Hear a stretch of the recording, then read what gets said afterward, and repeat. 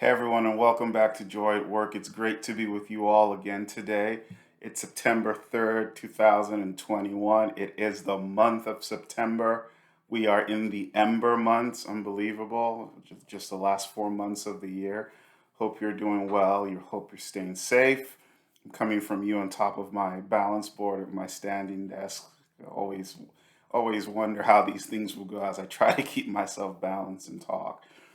There's a lot going on in the world, and I got to be honest with you. There's some weeks I get up to do this on Friday, and I ask myself, is it really worth it? Like, there's just so much going on, and I'm not sure that at any time in our lives, just generally speaking, that we've had so much news, so much information just at our fingertips, right? So it all feels very connected.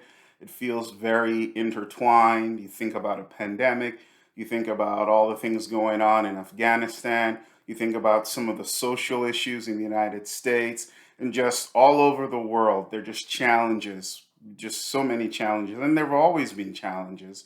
But I think have a front row view of a lot of these challenges just because of social media and the way the world has increasingly become smaller by virtue of us being connected using technology. So, like I said, there are days when I just say to myself, is it worth it? Like, why talk about joy at work? It's an interesting question. In my very first video, I think, or one of the very first videos I did, I tried to distinguish between joy and happiness.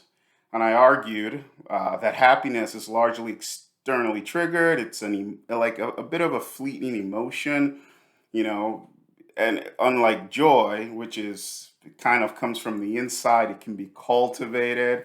And I said that joy actually can exist in the midst of adversity. And it exists in the midst of adversity because it's more of a frame, a state of mind, and an attitude towards the world that's important. So, as I think about that and I think about all the challenges that exist in society today, I still think it's important to think and talk about joy and how we can have joy despite all that's going on. And maybe even joy and our desire for joy, right? Our desire to choose joy actually leads us to do certain things. So we can't block out what's going on in broader society. You might not even be able to block out what's going on in your personal life because there's so many things that happen to us that put a strain or stress on us even at this time. But can you have an attitude of joy? I think becomes a question, and especially at work. And how can work serve as a place that fosters joy for you? So a really good thing to think about is if where you go to work is not a joy creating type of place, you just need to ask yourself what's going on here. Am I the reason? Is there something broader, bigger? Do I need a change? Do I need to vote with my feet like I often say, or do I need to do something different? And that's very, very important. And then if there are things outside of work that are impacting your joy at work, how can you address those things that are impacting joy in general? What steps do you need to take as an individual? Kind of what's in your locus of control?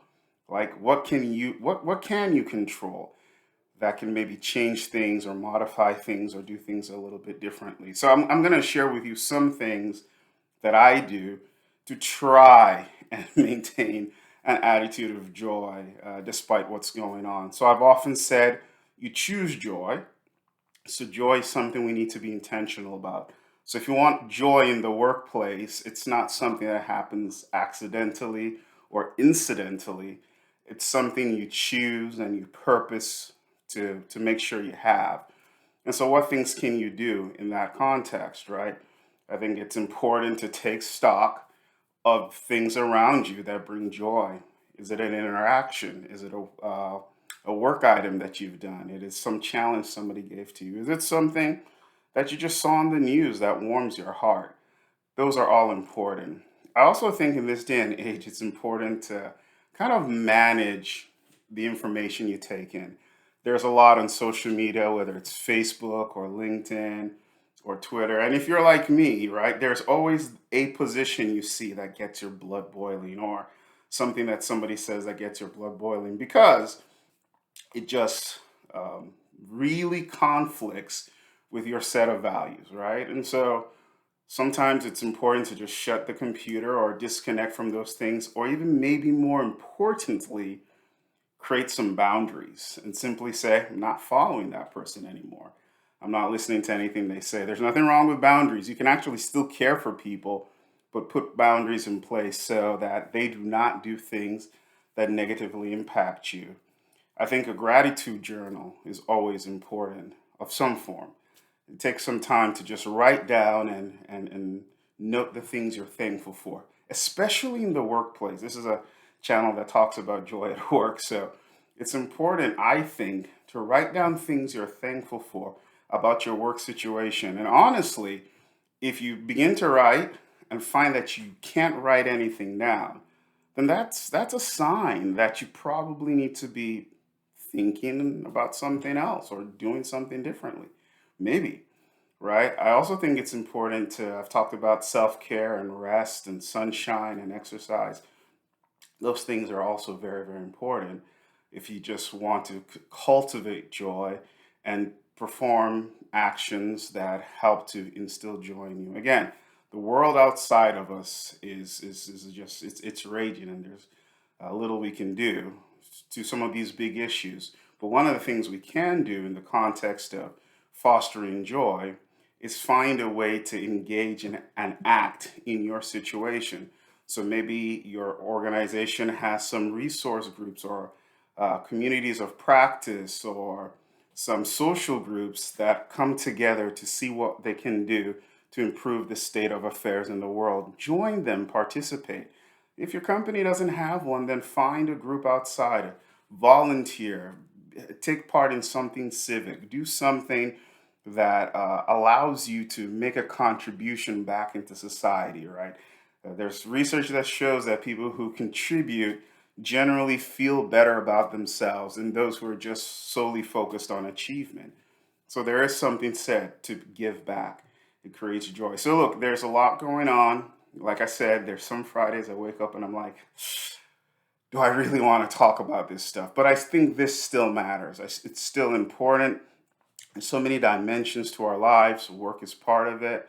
And I believe that finding joy at work, especially considering the amount of time we spend at work, is extremely important. So hopefully some of these tips help you.